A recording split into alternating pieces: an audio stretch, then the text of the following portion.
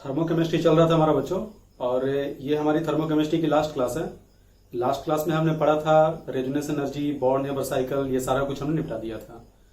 आज हम शुरू करेंगे। आज हम देखेंगे इंथैल्पी ऑफ सॉल्यूशन और इंथैल्पी ऑफ न्यूट्रलाइजेशन, इन दोनों को हम मेनली देखेंगे। ठीक है, तो शुरू करते हैं। लिखो इंथैल्पी ऑफ सॉल्यूशन। तो नाम से ही क्लियर है, किसी भी कंपाउंड का एक मोल अगर तुम एक्सेस अमाउंट ऑफ वाटर, ये भी लिखा जाता है कि इनफाइनाइट अमाउंट ऑफ वाटर, तो इनफाइनाइट का मतलब ये होता है कि जितने में हमारा कंपाउंड डिसॉल्व कर जाए उससे ज्यादा। इनफाइनाइट का मतलब ये नहीं होता है कि जितना तुम मेजर नहीं कर सको उससे भी ज्यादा। ठीक है, तो जो भी हमारा सॉल्यूट है, नमक हो गया, चाहे यूरिया हो गया, चाहे चीनी हो गया, अगर तुम उसको एक्सेस अमाउंट ऑफ वाटर में डिसॉल्व करोगे तो डिसॉल्व करने पे जो भी हीट एक्सचेंज होगा सिस्टम सराउंडिंग के बीच में, उसी को बोलते हैं इंथैल्पी ऑफ सॉल्यूशन। तो ये कोई खास नहीं है, सिंपल सा एक बस डेफिनेशन है ना, लिखना। When 1 mole of a compound is dissolved in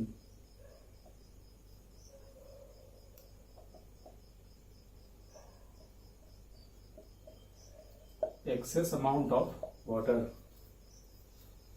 then heat exchange between system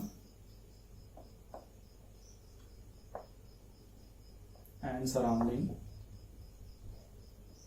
is called enthalpy of solution।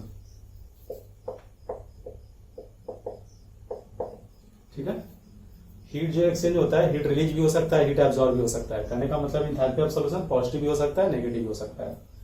मान लो कि हमने कॉपर सल्फेट सॉलिड है, उसे हमने ऐड कर दिया एक्सेस अमाउंट ऑफ वाटर में, इनफाइनाइट अमाउंट ऑफ वाटर ऐसे भी लिखा जाता है। तो जैसे तुम इसमें ऐड करोगे ये कन्वर्ट हो जाएगा CH4 एक्वस में, एक्वस में कन्वर्ट हो जाएगा। एक्वस लिखने का मतलब वो है पानी में पूरी तरह से डिसॉल्व कर गया।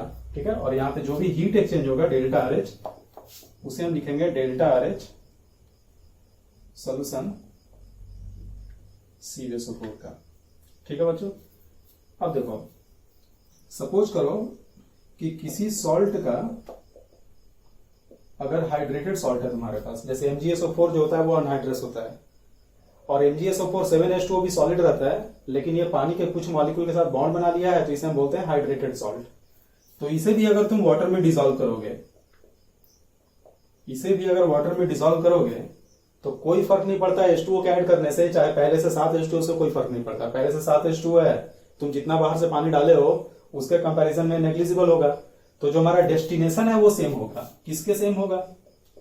अगर आप केवल MgSO4 सॉलिड को भी इनफाइनाइट अमाउंट ऑफ वाटर में डिसॉल्व करते हो, तो दोनों ही केस में हमारा MgSO4 एक्वस आएगा। ठीक है, सपोज करो नमक ही है तुम्हारे पास घर में, जो डब्बा में, छोटा सा डब्बा में टेबल पे जो नमक रखा रहता है, तो बरसात के दिन में ह्यूमिडिटी आ जाता है उसमें, है ना, ढेला बन जाता है उसका, तो उसको भी तुम पानी में डिसॉल्व करोगे तो नमक का सोल्यूशन बनेगा। और अगर बिल्कुल ड्राई नमक है जो ताजा मार्केट से खरीद के लाए हो, उसको भी अगर पानी में डिसॉल्व करोगे तो भी नमक का सेम सोल्यूशन बनेगा। ठीक है, तो इससे कोई फर्क नहीं पड़ता कि ये अनहाइड्रस है या हाइड्रेटेड है। अगर इनफाइनाइट वाटर में तुम इसको डिसॉल्व करोगे तो हमारा जो फाइनल डेस्टिनेशन है, जो हमारा प्रोडक्ट आएगा, वो MgSO4 एक्वस ही आएगा। ठीक है, लेकिन इस वाले में हीट एक्सचेंज कुछ और होगा, इसमें हीट एक्सचेंज कुछ और होगा, क्योंकि प्रोडक्ट भले ही सेम है, रिएक्टेंट हमारा अलग अलग है। तो इसे आप लिखोगे, ये हो गया heat of solution MgSO4 7H2O का, लेकिन ये हो गया हीट ऑफ सॉल्यूशन MgSO4 का। नोट कर लो।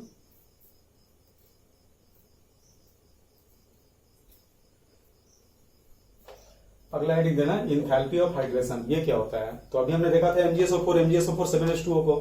तो जब कोई अनहाइड्रस सॉल्ट अपने हाइड्रेटेड सॉल्ट में कन्वर्ट होता है, जैसे MgSO4 अगर MgSO4 7H2O में चला गया, तो उस प्रोसेस में जो हीट एक्सचेंज होगा उसे हम बोलेंगे इंथैल्पी ऑफ हाइड्रेशन। लिख लो, when 1 mole of N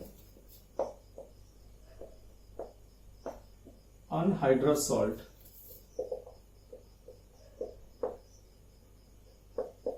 is converted into its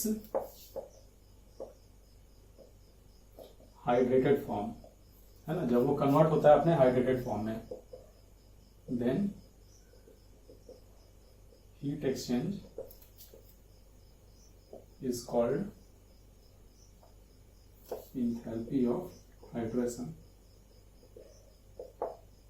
for example क्या हो जाएगा बच्चों, MgSO4 सॉलिड, ये कैसा सॉल्ट है, तो ये अनहाइड्रस सॉल्ट है, ठीक है।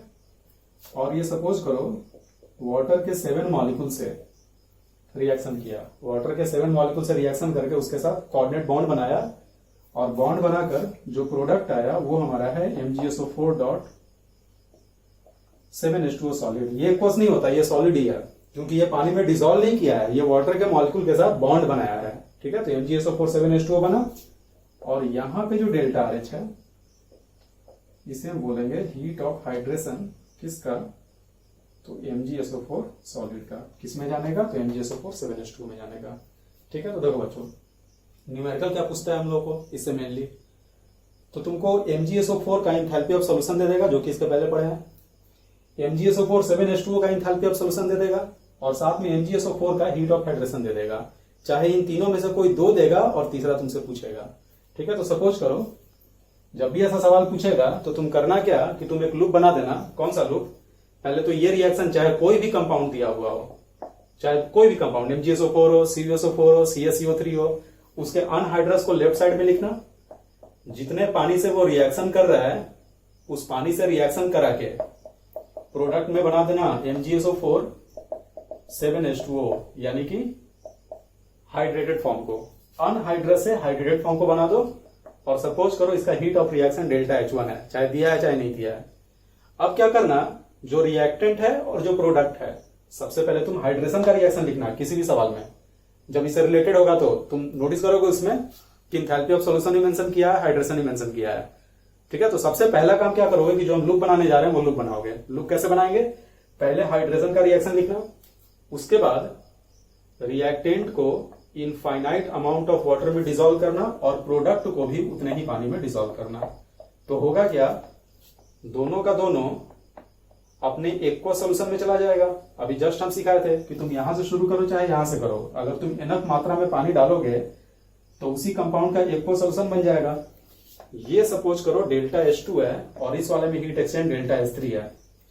वैसे सवाल में लैंग्वेज ध्यान से पढ़ना, कभी कभी बोल देगा 5.8 किलो जूल लिबरेट हुआ, इसी में नहीं, जितना हम पढ़ा है किसी भी सवाल में, है ना। लैंग्वेज जरूर देखना कि हीट एक्सचेंज दिया है कि हीट लिबरेटेड दिया है। अगर हीट लिबरेटेड देगा तो तुम्हारे डेल्टा H में एक माइनस साइन आ जाएगा, डेल्टा H बराबर जब करके लिखोगे तो -5.8 लिखोगे, क्योंकि जो हीट लिबरेट होता है उसका साइन हम नेगेटिव लेते हैं, हीट वो रिलीज हो रहा है ना। तो इन चीजों पे ध्यान देना, छोटा छोटा चीज जो गलती हो जाता है लोगों से थर्मोकेमिस्ट्री में।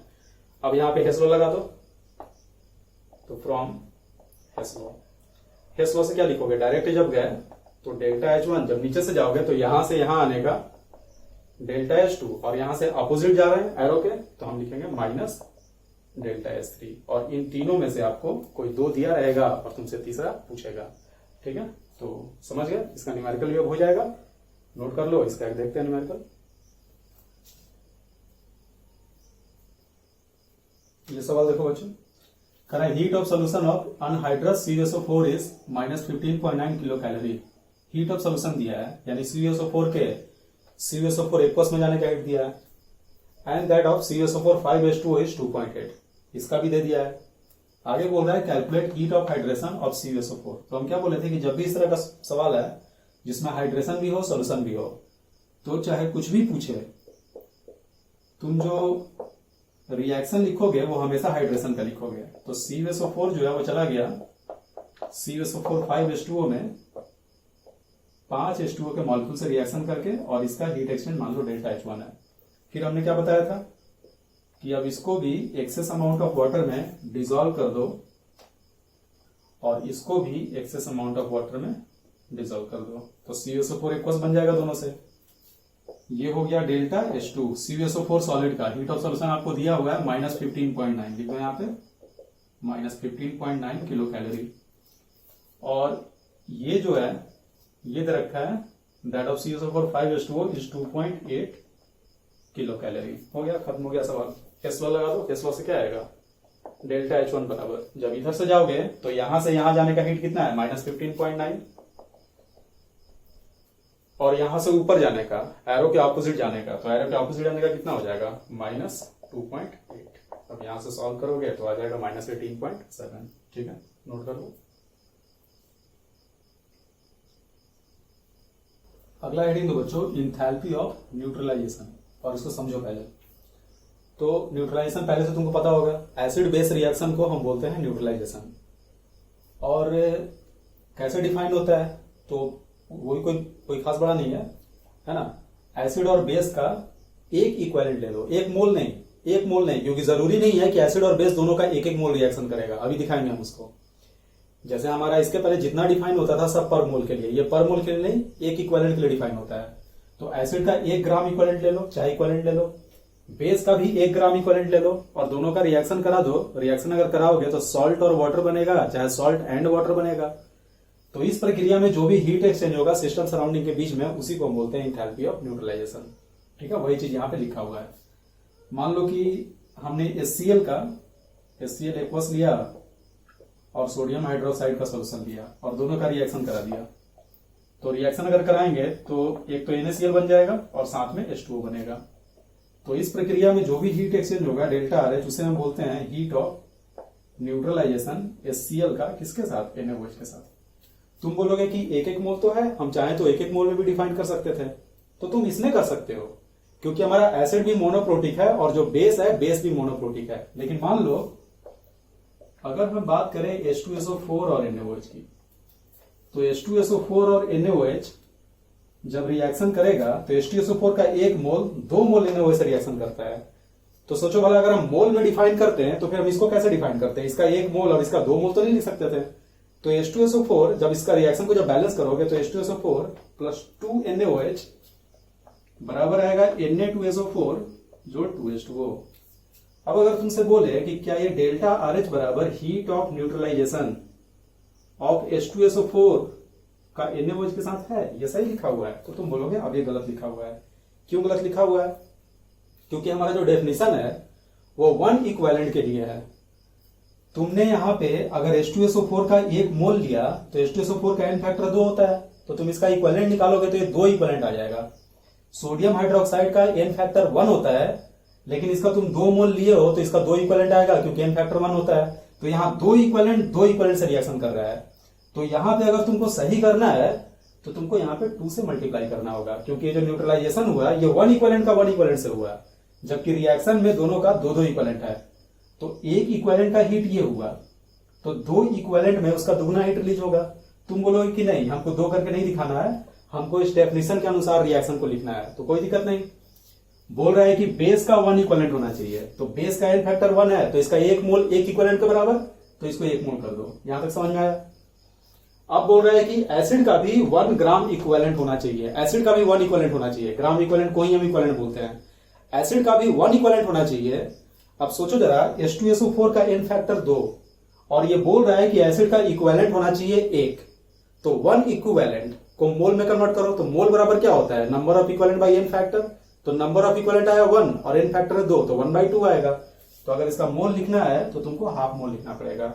अब यहां हाफ करोगे तो यहां हाफ Na2SO4 आएगा और ये H2 हो जाएगा। अब ये सही लिखा हुआ है। H2SO4 का आधा मोल यानी 1 इक्विवेलेंट, सोडियम हाइड्रोक्साइड का 1 मोल यानी 1 इक्विवेलेंट, तो एसिड का 1 इक्विवेलेंट, बेस के 1 इक्विवेलेंट से रिएक्शन करके सॉल्ट दे रहा है, वाटर दे रहा है। इस प्रक्रिया में जो भी हीट एक्सचेंज होगा वो न्यूट्रलाइजेशन का हीट होगा H2SO4 और NaOH का। आप समझ में आ गया है ना। अगर मान लो इस पूरे रिएक्शन में तुम 2 से मल्टीप्लाई करते हो तो जो डेल्टा H है उसका वैल्यू भी डबल हो जाएगा। यही रीजन है कि पिछले वाले में यहाँ 2 से मल्टीप्लाई हो रहा था।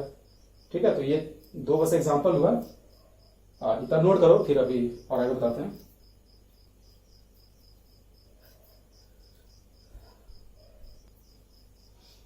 देखो बच्चों, मान लो हमने एक एसिड लिया HA नाम का और इसका रिएक्शन कराया BOH नाम के बेस से।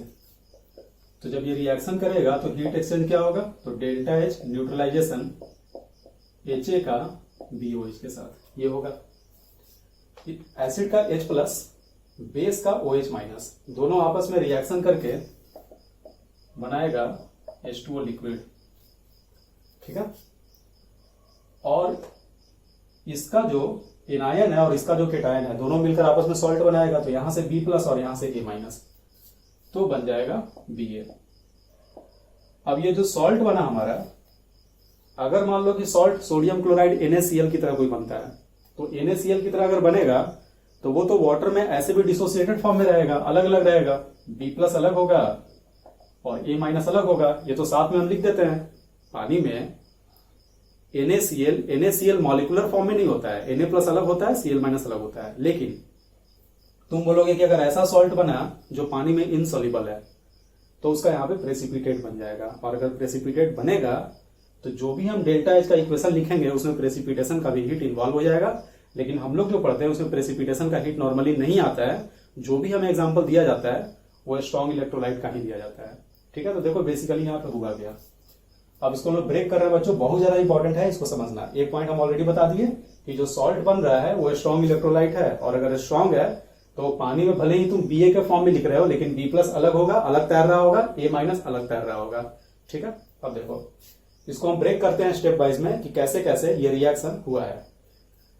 तो एसिड बेस रिएक्शन में बेसिकली H प्लस का OH माइनस से रिएक्शन होता है, और ये किस प्रकार से होता है, तो पहले H प्लस जो है वो आयोनाइज करेगा किसमें, H प्लस एक्वस और A माइनस एक्वस में। रिएक्शन के दौरान पहले आयोनाइज किया, यानी यहां पे कौन सा heat, delta H of ionization of Ha ये इन्वॉल्व हो गया। उसी प्रकार से BOH जो है वो भी आयोनाइज करेगा, तो यहां पे आ गया delta H of ionization of BOH। ये किसमें होगा, B प्लस एक्वस जोड़ OH माइनस एक्वस में। ठीक है, ये दोनों का दोनों आयोनाइज कर गया। अगर स्ट्रॉन्ग इलेक्ट्रोलाइट है तो पानी में डालते ही खुद से आयोनाइज होगा, यानी ये वैल्यू 0 के बराबर होगा, यहाँ पे कोई हीट एक्सचेंज नहीं होगा। लेकिन अगर वीक इलेक्ट्रोलाइट है तो उसको आयोनाइज करने के लिए हमें थोड़ा सा हीट देना पड़ेगा। ठीक है, अब देखो H प्लस और OH माइनस आपस में कंबाइन होकर बना लेगा H2O बना दिया, और A माइनस और B प्लस ये दोनों कंबाइन तो करेगा नहीं, क्योंकि पानी में ये दोनों भी अलग अलग है और ये दोनों भी अलग अलग है। तो इस वाले स्टेप में डेल्टा H 0 हो जाएगा।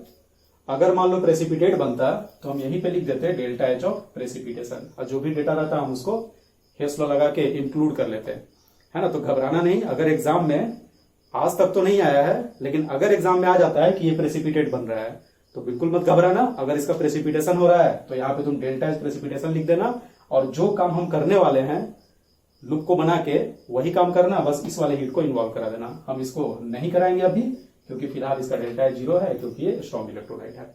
ठीक है बच्चों, यहां तक हो गया। अब देखो ये H प्लस और ये OH माइनस दोनों रिएक्शन किया और बनाया पानी। ये कौन सा स्टेप होगा, तो ये डेल्टा H ऑफ न्यूट्रलाइजेशन होगा H प्लस का OH माइनस के साथ, और ये फिक्स रिएक्शन है, इसका होता है -13.6 किलो कैलोरी पर मोल। ठीक है, चाहे -57.3 किलो जूल पर मोल भी ले सकते हो।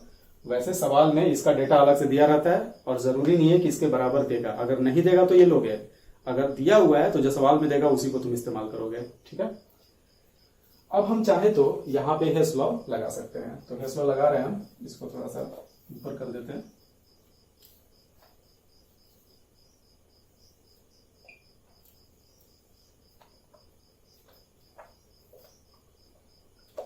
फ्रॉम हेस लॉ, तो तुम लूप को देख के लगा सकते हो, लेकिन हम प्रीफर करेंगे कि तुम डायरेक्ट लिखना सीखो, क्योंकि एग्जाम में इतना बड़ा डायग्राम बनाने का टाइम नहीं रहेगा। तो डायरेक्ट क्या करोगे, हुआ क्या है, डेल्टा H न्यूट्रलाइजेशन Ha का BOH के साथ। तो स्टेप बाय सोचो क्या हुआ, पहले इसका आयोनाइजेशन हुआ, फिर इसका आयोनाइजेशन हुआ, है ना। तो आयोनाइजेशन करा दोनों का, पहले delta H of ionization Ha का plus delta H ionization BOH का, दोनों का आयोनाइजेशन हो गया।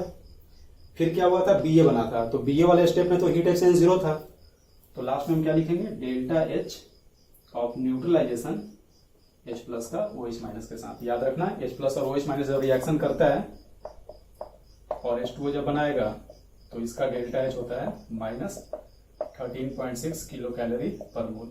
इस रिएक्शन को उल्टा कर दोगे, यानी कि पानी को आयोनाइज करने का हीट +13.6 होता है। रिएक्शन को उल्टा कर दो, और इसी चैप्टर में नहीं दूसरे चैप्टर में भी काम आ सकता है कि पानी को अगर हम आयोनाइज करें H प्लस और OH माइनस में तो कितना हीट देना पड़ेगा, तो तुम बोलोगे प्लस 13.6 किलो कैलोरी पर मोल देना पड़ेगा। ठीक है, तो देखो बच्चों 1 2 3 4, ये 4 में से तुमको कोई 3 दे देगा, तुमसे चौथा पूछेगा। ठीक है, याद हो गया। एसिड और बेस हो गया, एसिड और बेस दोनों को पहले आयोनाइज करो और लास्ट में H प्लस और OH माइनस के न्यूट्रलाइजेशन का हीट तुम इन्वॉल्व करा दो। ठीक है, नोट करो पहले इतना।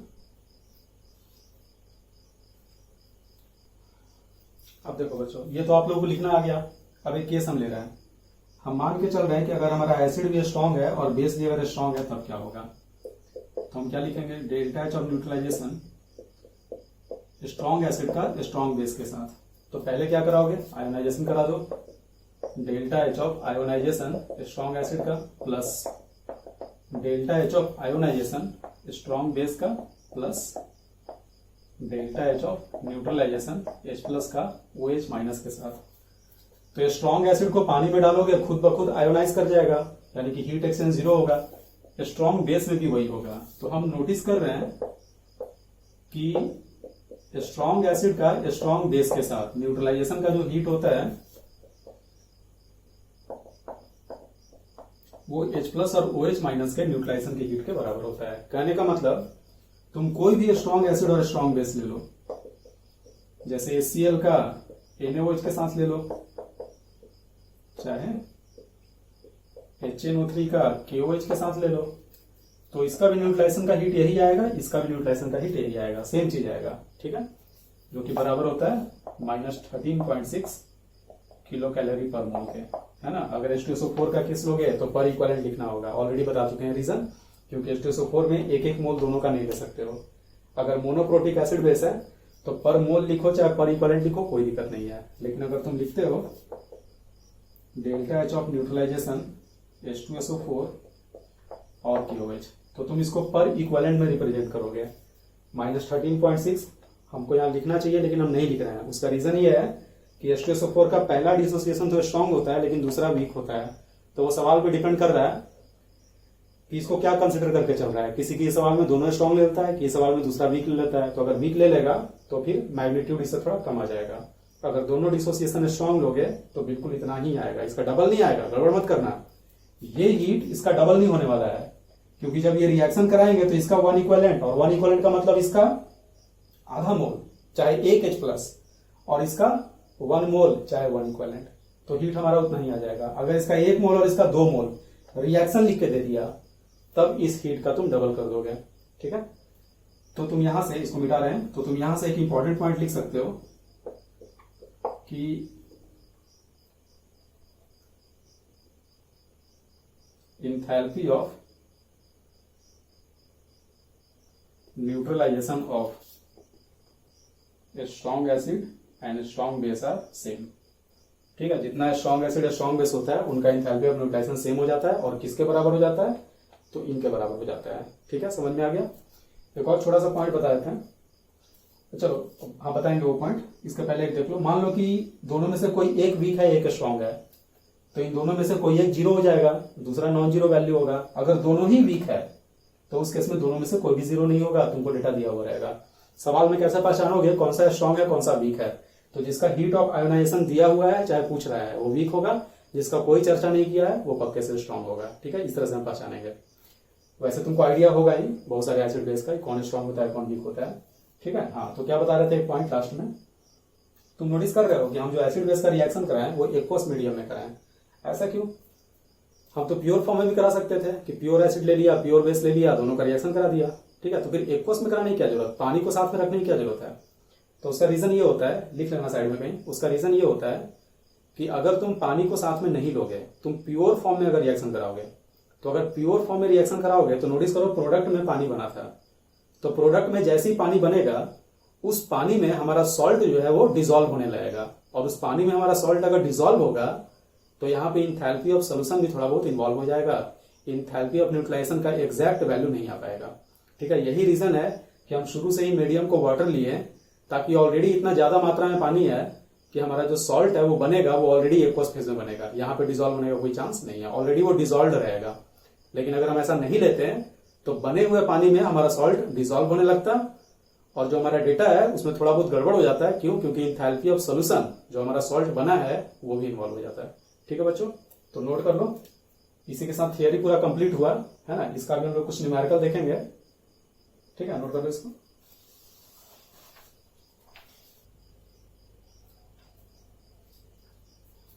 देखो बच्चों ये सवाल इसमें करा इंथैल्पी ऑफ न्यूट्रलाइजेशन HCl का NaOH के साथ। सबसे पहले लिख दो इस चीज को, डेल्टा H न्यूट्रलाइजेशन HCl और NaOH। तो जब भी ये चीज देगा ना, तो अभी हमने प्रूव किया था कि ये बराबर होता है H प्लस और OH माइनस के। तो H प्लस और OH माइनस को देने का एक तरीका है, H प्लस और OH माइनस का डायरेक्ट नहीं देके स्ट्रॉन्ग एसिड स्ट्रॉन्ग बेस का दे देगा। पहली बार है तो लिख के करते हैं। पहले क्या करोगे, डेल्टा H आयोनाइजेशन HCl का plus delta H ionization NaOH का, और लास्ट में delta H neutralization H plus का OH माइनस के साथ। ठीक है, और ये दिया हुआ है कितना, -55.84 है ना। यूनिट जो है किलो जूल पर मोल में दिया है, क्योंकि दोनों मोनोक्रोटिक है। तो ये क्या होता है, जीरो, और ये भी होता है जीरो। दोनों का दोनों स्ट्रॉन्ग है, क्योंकि कहीं सवाल में मेंशन भी नहीं किया दोनों का आयोनाइजेशन का हीट, लिख दिया हमने। तो यहां से क्या रिजल्ट आया, तो सबसे पहले यही काम करोगे। बिल्कुल अगर दिमाग काम नहीं कर रहा है तो जिस एसिड और बेस का दिया हुआ है उसका न्यूट्रलाइजेशन का इक्वेशन लिख दो। इक्वेशन लिख के वैल्यू पुट कर दो जो जो तुमको सवाल में दिया है। अगर स्ट्रॉन्ग है तो उसका आयोनाइजेशन का हीट 0 कर दो। तो delta H neutralization H plus का OH माइनस के साथ आ गया -55.84। ठीक है, किलो जूल पर मोल। आगे बढ़ा जाए। आगे बोल रहा है enthalpy of neutralization of HCl by NaOH is इतना एंड बाय NH4OH, यानी HCl का NH4OH के साथ भी दिया है। तो हम क्या लिखेंगे, delta H of neutralization HCl का NH4OH के साथ। फिर से इसको ब्रेक करो, तो delta H of ionization of HCl। जैसे जैसे तुम एक्सपीरियंस्ड होते जाओगे, ज्यादा प्रैक्टिस करोगे, तो ये सब बार बार लिखने की जरूरत नहीं है। तुमको ऑलरेडी आइडिया है कि ये 0 है, तो इसको लिखने का कोई मतलब नहीं है। Plus delta H of ionization of NH4OH, और सबसे लास्ट में होता था न्यूट्रलाइजेशन H प्लस का OH माइनस के साथ। और ये डेटा दिया है -51.34। ठीक है, ये होता है 0, तो 0 हो गया ये। Delta H of ionization NH4OH का, और H प्लस और OH माइनस का तुम यहां निकाले हो -55.84। वैल्यू पुट कर दो -55.84। ठीक है, तो देखो तो क्या यहां से delta H of ionization of NH4OH निकल जाएगा। हो गया काम खत्म। ठीक है, तो इसको कर लेना। करने के बाद तुम चाहो तो इतना लिखने की जरूरत नहीं थी, सवाल को पढ़ के हम डायरेक्ट भी कर सकते थे। तुम ऐसे सोचो, जब स्ट्रॉन्ग एसिड और स्ट्रॉन्ग बेस का रिएक्शन कराते हो तो बेसिकली H प्लस और OH माइनस रिएक्शन करके इतना हीट रिलीज करता है। जब वीक अगर लोगे तो उतना नहीं रिलीज होगा, उससे थोड़ा कम रिलीज होगा। क्यों? क्योंकि कुछ हीट जो है जितना रिलीज हो रहा है उसमें से कुछ हीट का मात्रा वीक को आयोनाइज करने में चला जाएगा। अब देखो कॉमन सेंस है ना, बहुत सारा अगर तुम सवाल कर लिए, बहुत ज्यादा तुमको अनुभव आ गया तो तुम कैसे करोगे। 55.84 पहले रिलीज हुआ, और सेकंड केस में हम नोटिस कर रहे हैं कि उससे थोड़ा सा कम रिलीज हो रहा है, -51.34। कितना कम रिलीज हो रहा है, तो इसकी तुलना में 4.5 किलो जूल कम रिलीज हो रहा है। तो ये 4.5 गया कहां आखिरकार, तो ये 4.5 गया होगा वीक को आयोनाइज करने में। तो हमारा HCl तो वीक है नहीं, तो वीक है कौन, NH4OH। तो फिर हम डायरेक्ट कर देंगे कि जो स्ट्रॉन्ग में जो डेटा है उससे जितना कम हमारा हीट रिलीज होगा वीक वाले केस में, है ना, जितना कम होगा, जितने का डिफरेंस आएगा, वो सारा डिफरेंस वीक को आयोनाइज करने में जाता है। ठीक है, तो हम सीधे मैग्नीट्यूड का डिफरेंस लेके भी आंसर को लिख सकते हैं, है ना। लेकिन ये सब या तो अभी क्लियर हो जाएगा, नहीं तो तुमको तब क्लियर होगा जब तुम इस कॉन्सेप्ट पे बहुत सारा सवाल कर लोगे, है ना। इतना पहले हाथ चलाओगे, उसके बाद तुमको इस पे कमांड आना शुरू होगा। ठीक है, तो इसको करो, फिर अगला सवाल देते हैं।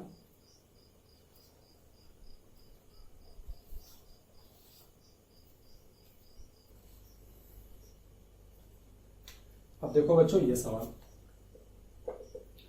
इसमें कह रहा है इंथैल्पी ऑफ न्यूट्रलाइजेशन NaOH का और NH4OH का HCl के साथ दिया हुआ है। ठीक है, तो पहले इसको लिख लेते हैं। Delta H of neutralization NaOH का दिया हुआ है HCl के साथ। तो ये भी है स्ट्रॉन्ग बेस, ये भी है स्ट्रॉन्ग एसिड, तो ऑब्वियसली ये बराबर हो जाएगा H प्लस और OH माइनस के, और ये इक्वल है 13,680 कैलोरी के। दूसरा दिया है delta H of neutralisation NH4OH का HCl के साथ, और ये बराबर है -12,270 कैलोरी। तो हमको पिछले वाले सवाल से ऑलरेडी ये क्लियर हो गया कि इसकी तुलना में, इसके मैग्नीट्यूड की तुलना में जितना कम है वो सारा का सारा इसको आयोनाइज करने में ज्यादा होगा। ठीक है, लेकिन पूछ क्या रहा है, बोल रहा है कि what would be the enthalpy change when 1 mole of NaOH is added to 1 mole of NH4Cl। सवाल में कह रहा है कि NaOH का 1 मोल अगर NH4Cl में ऐड करते हो तो एंथैल्पी में कितने का चेंज आएगा। इस रिएक्शन का डेल्टा एच पूछ रहा है। तो देखो तो होगा क्या, NaOH और NH4Cl, इसका सोडियम इसका क्लोरीन मिलकर बना देगा सोडियम क्लोराइड इक्वस प्लस इसका NH4 और इसका OH, ये दोनों मिलकर बना देगा NH4OH इक्वस। ठीक है, ये भी इक्वस हो गया, ये भी इक्वस हो गया। तो आइडिया नहीं लग रहा है, इस रिएक्शन का पूछ रहा है, पता नहीं क्यों पूछ रहा है। हम इन दोनों से अगर निकालेंगे भी तो हमें NH4OH का आयोनाइजेशन का आ सकता है, लेकिन यहाँ पे कोई दूसरा ही रिएक्शन दे दिया। तो जब भी क्लियर ना हो ना, तो एक बार ये जरूर देखना कि जो हमारा इसमें स्ट्रॉन्ग इलेक्ट्रोलाइट है उसको अगर हम ब्रेक करा दें तो रिएक्शन हमारा बदल रहा है क्या। जैसे इंथैल्पी ऑफ प्रेसिपिटेशन में हमने ये काम किया था कि कंपाउंड जो था उसको ब्रेक किए थे तो हमको प्रेसिपिटेट होता हुआ दिख गया था आयन से। तो ये काम करो, सोडियम हाइड्रोक्साइड एक स्ट्रॉन्ग एसिड है, इसको ब्रेक करके देखो तो क्या होगा। तो Na प्लस जोड़ OH माइनस, NH4Cl ये भी एक सॉल्ट है, स्ट्रॉन्ग इलेक्ट्रोलाइट है, इसको भी ब्रेक करो तो ये हो गया NH4 प्लस जोड़ Cl माइनस। सोडियम क्लोराइड तो स्ट्रॉन्ग सॉल्ट होता ही है, इसको भी ब्रेक कर लो तो ये हो गया Na प्लस जोड़ Cl minus, strong electrolyte actually. और NH4OH चाहे अमोनिया, याद करो आयनिक इक्विलिब्रियम बताए थे कि ये वीक बेस होता है, तो तुम इसको डिसोसिएट नहीं करा सकते। अगर ये वीक बेस है तो ये पार्शियली डिसोसिएट करेगा। तो हमने इसको जस का तस लिख दिया NH4OH इक्वस। नोटिस करो क्या क्या कट गया, Na प्लस कट गया, Cl माइनस कट गया, तो बचा क्या OH माइनस जोड़ NH4 plus is equal to NH4OH aqueous. और इसका तुमसे डेल्टा एच पूछ रहा है, बस तुमको बेवकूफ बना रहा है। ध्यान से देखो, ये NH4OH के आयोनाइजेशन का ही रिएक्शन है, लेकिन उल्टे साइड से। कहने का मतलब यहां से तुम इसके आयोनाइज करने का डेटा निकाल लो और नोटिस करो ये उसी का उल्टा रिएक्शन है ना। समझाते हैं, देखो अब इसको तुम लिखोगे डिटेल में तो क्या आएगा, delta H of ionization NH4OH का, तो ये हो गया delta H of ionization NH4OH plus HCl का तो 0 होगा, और लास्ट में आएगा delta H of neutralisation H plus का OH माइनस के साथ। तो यहां से अगर आप निकालते हो delta H of ionization NH4OH का, तो ये आ जाएगा लेफ्ट साइड में, और इसका वैल्यू कितने के बराबर था, ये रहा। तो ये जब लेफ्ट में आएगा तो माइनस से प्लस, यानी 13,680 माइनस 12,270। ठीक है, ये माइनस करोगे तो आ जाएगा 1410 कैलोरी। ठीक है बच्चों, इसके आयोनाइजेशन का हीट आ गया। इसका मतलब क्या आ गया, NH4OH अगर ब्रेक करेगा NH4 प्लस और OH माइनस में, तो इसका डेल्टा एच होगा 1410 कैलोरी। और तुमसे इस रिएक्शन का पूछ रहा है, तो इस रिएक्शन का सीधे ये उल्टा रिएक्शन है, तो इसका डेल्टा एच क्या हो जाएगा। अगर उस रिएक्शन का डेल्टा एच है 1410, तो इसका हो जाएगा -1410 कैलोरी। ठीक है बच्चों, आगे समझ में, नोट कर लो।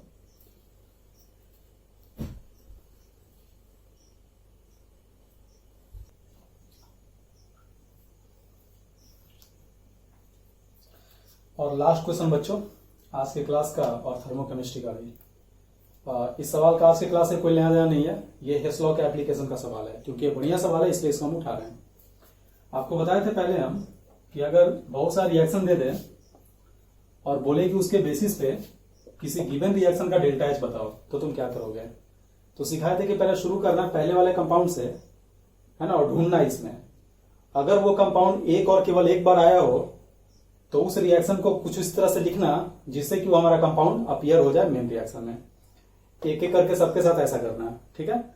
और फिर जो कंपाउंड तुमको नहीं मिले, जैसे लिखने के दौरान जो कंपाउंड आ गया और तुम्हारा रिएक्शन में नहीं है, उसको हम एलिमिनेट भी करते हैं। तो ये 2 स्टेप था, ठीक है। तो देखते हैं इसको, थोड़ा बढ़िया सवाल है तो देखा जाए। देखो N2H4, पहला हमको N2H4 मिला, तो N2H4 को ढूंढो इसमें कहां पे है। तो देखो तो N2H4 एक हमको यहां पे मिला, लेकिन यहां भी एक N2H4 है, 2 जगह आ गया।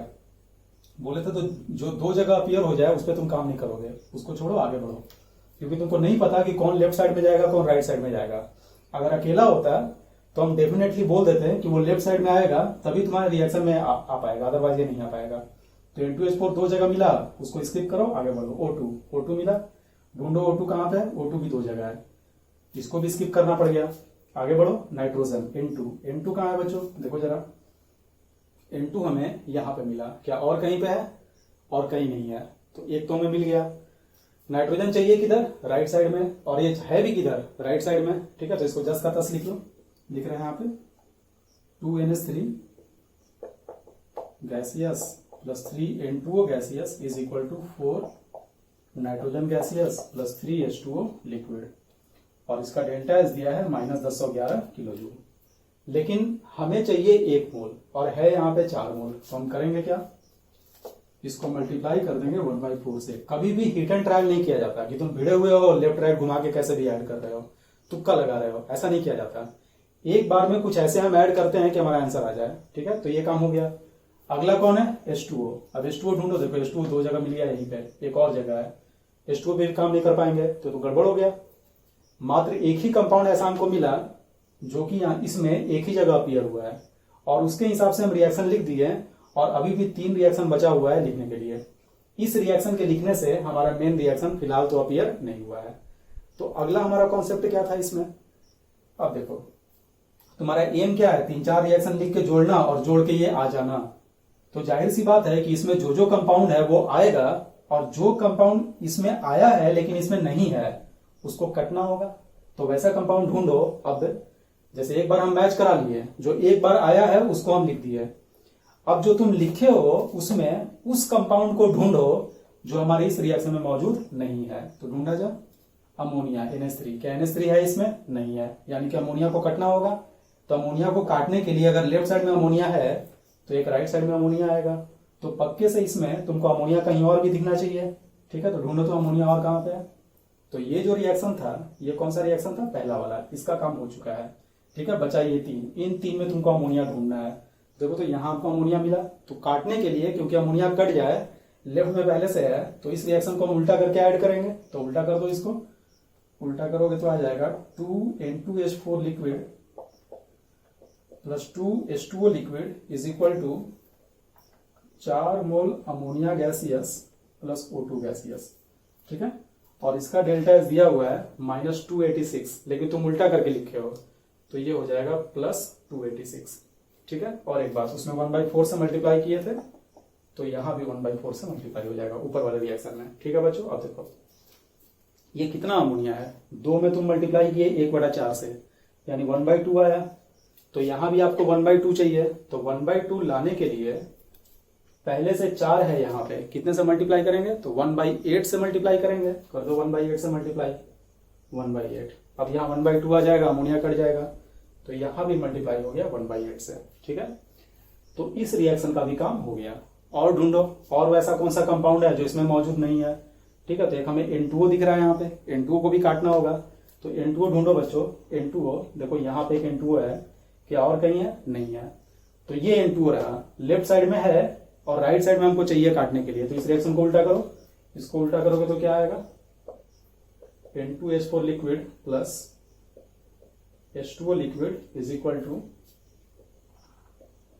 N2O gaseous plus 3H2 gaseous. और N2O कितना है, यहाँ 3 है और यहाँ 1/4 है, यानी 3/4 है। तो काटने के लिए यहाँ भी 3/4 चाहिए, तो इसमें हम मल्टीप्लाई कर दिए 3/4 से, है ना। इसका भी काम हो गया। डेल्टा इसको क्या लिखेंगे, -317। रिएक्शन को उल्टा किए थे तो 317 हो गया, और मल्टीप्लाई किए 3/4 से, कर दिया हमने 3/4 से मल्टीप्लाई, ठीक है। हो गया इसका भी काम, बचा ये रिएक्शन, है ना। अब इसमें आगे बढ़ते हैं। आगे हम देख रहे हैं नाइट्रोजन, तो नाइट्रोजन तो हमें चाहिए ही था। आगे दिया हुआ है H2O दिया हुआ है, और H2O भी यहाँ मौजूद है, तो H2O भी काम नहीं कर सकते, ठीक है, कोई बात नहीं। आगे ढूंढो, और भी कोई तुमको मिलेगा जो नहीं होना चाहिए। तो आगे अगर हम देखें तो हम लोगों को ये एक देखो हाइड्रोजन दिख रहा है, यहाँ पे हाइड्रोजन अपीयर हो रहा है, और हमारे इस रिएक्शन में हाइड्रोजन कहीं नहीं है, तो हाइड्रोजन को भी कटना होगा। और हाइड्रोजन तुम नोटिस करोगे जो भी अब तक हम लिखे हैं उसमें कहीं नहीं है, यानी इस हाइड्रोजन को काटने के लिए ये चौथा रिएक्शन काम आएगा। तो चौथे रिएक्शन में हाइड्रोजन लेफ्ट है और यहाँ पे हाइड्रोजन राइट है, बहुत अच्छी बात है। ठीक है, तो इसको जस का तस लिख दो, hydrogen plus half O2 is equal to H2O liquid. ठीक है, और ये कितना है हाइड्रोजन, 3 यहाँ पे है और 3/4 बाहर में, 9/4। तो इसमें हमने मल्टीप्लाई कर दिया 9/4 से। ठीक है, इसका डेल्टा एच कितना आ जाएगा, -285 इंटू 9/4। अब देखो बच्चों, है ना, तुम अपने मन की शांति के लिए इसको ऐड कर सकते हो, लेकिन हम लोगों को पता है कि ऐड करके यही आना है, क्योंकि हमने सबका ख्याल रख लिया है। ठीक है, तो तुमको ऐड करना हो तो इसको ऐड करना, तुम नोटिस करोगे कि बिल्कुल यही सेम चीज आ जाएगा। और जब तुम इसको ऐड करोगे तो इसका डेल्टा एच कितना हो जाएगा, डेल्टा एच बराबर ये सारा ऐड हो जाएगा, तो -1011/4 प्लस 286 इंटू 1/8। 4 रखने के लिए 2 से दोनों को हम काट दे रहे हैं, तो ये हो गया 143/4। ठीक है, ये कितना हो जाएगा, 3 से मल्टीप्लाई कर दो तो ये हो गया 51 एंड 9, 51/4। और ये हो जाएगा, मल्टीप्लाई कर दो इसको भी, तो ये हो जाएगा -2565/4। ठीक है, माइनस हमने ऑलरेडी दे दिया है। एलसीएम ले लो 4, ये सारा ऐड हो जाएगा, तो नेगेटिव वाले को हम पहले ऐड करें, 5x6 6x7 5 3, और ये हो जाएगा 4 9 10, -10 94, माइनस कर दो 2 8, ये हो गया 4 और ये आ गया -4, तो ये हो गया -6 2 1 -621। ठीक है बच्चों, आ गया अप्रॉक्स में आंसर हमारा। ठीक है, मिला लेना एक बार, कैलकुलेशन हमारा सही है गलत है, लेकिन तुम नोटिस कर रहे हो कि हमने इसको ऐड भी नहीं किया, हमने सीधे डेटा को ऐड कर दिया और हमारा आंसर आ गया। अगर तुम हिट एंड ट्रायल में जाते तो बहुत इसमें टाइम लग जाता है। तो जेई जब भी सवाल देता है आपको ये वाला, वो एक्सपेक्ट करता है कि तुम इसी तरीके से करोगे। ठीक है, वैसे नॉर्मली इतना टफ नहीं आता एग्जाम में नॉर्मल आता है, जैसा हम पहले भी एक सवाल उठाए थे उस तरह का आएगा, सिंपल है ना। एक काम करते हैं, इसको ऐड करके भी देख लेते हैं सेम चीज आ रहा है कि नहीं आ रहा है। तो हाइड्रोजन तो हमारा कट गया यहां से, और हमने किसको काटा था, ये अमोनिया जो है 1/2 और यहाँ भी 1/2, अमोनिया भी हमारा कैंसिल हो गया। N2O, क्या N2O कहीं और है, यहाँ पे है N2O 3/4 है ना, और यहाँ भी 3/4, N2O भी हमारा कैंसिल हो गया, तो बचा गया, देखो जरा 2/8, यानी कि 1/4 N2H4 आया, ध्यान से देखना 1/4 N2H4, और यहाँ देखो यहाँ 3/4 N2H4, तो 3/4 1/4 मिलके हो जाएगा 1 N2H4 लिक्विड। ठीक है बच्चों, अब देखो N2H4 तो हो गया, अगला कौन है, O2, ढूंढो O2 कहां पे है, यहां रहा O2, और देखो RHS में भी O2 है, तो RHS में कितना O2 है, 1/8 O2 है, और LHS में कितना है, तो 9/8 है, 9/4 इंटू 1/2 9/8, तो 9/8, और RHS को O2 को लेफ्ट साइड में लाओगे तो 9/8 में से 1/8 अगर घटेगा तो 8/8 यानी कि 1 O2 हो जाएगा, तो 1 O2 आ गया। जाहिर सी बात है कि H2O जो है उसको कटना पड़ेगा, तो H2O को चेक करो जरा, 2/8, नहीं कटेगा नहीं, सॉरी, H2O है प्रोडक्ट में, तो अब इसको रहने दो, आगे बढ़ते हैं हम। N2H4 हो गया, O2 भी हो गया, प्रोडक्ट में आ जाओ। तो नाइट्रोजन कितना है यहाँ पे, 4/4, N2 को हमने लिख दिया। ठीक है, O2 हमारा कट ही चुका है, अब H2O को काउंट करो, देखो कितना है, 3/4, 3/4 H2O यहाँ, और यहाँ कितना है, यहाँ पे है 9/4, तो 9/4 और 3/4, 9/4 में 3/4 ऐड करोगे तो 12/4, यानी 3H2O प्रोडक्ट में है, दिमाग में रखना 3H2O प्रोडक्ट में है। अब LHS में देखो 2/8 यानी 1/4 H2O, और यहाँ पे है 3/4 H2O, तो 1/4 3/4 1 H2O, ये जब प्रोडक्ट में जाएगा 1 H2O, तो 3 H2O पहले से था, 3 में से 1 गया, बचेगा कितना, 2 H2O। आप नोटिस किए, सेम रिएक्शन आ गया। ठीक है, लेकिन इतना करने में टाइम गया हमारा। तो अगर हम कॉन्फिडेंट हैं कि जो भी हमने किया है सही किया है, तो फिर तुमको लिखने की कोई जरूरत नहीं है, सीधे तुम आंसर निकालो। ठीक है बच्चों, इस पर अच्छे से काम करना, खूब इसे प्रैक्टिस करना, क्योंकि अगर ये सवाल तुमको करना आ गया तो तुम इस तरह के सवाल में लाइफ में कभी नहीं फंसोगे। ठीक है, नोट कर लो। तो इसी के साथ चैप्टर खत्म हुआ हमारा। ठीक है, मिलते हैं अगले क्लास में नए चैप्टर के साथ।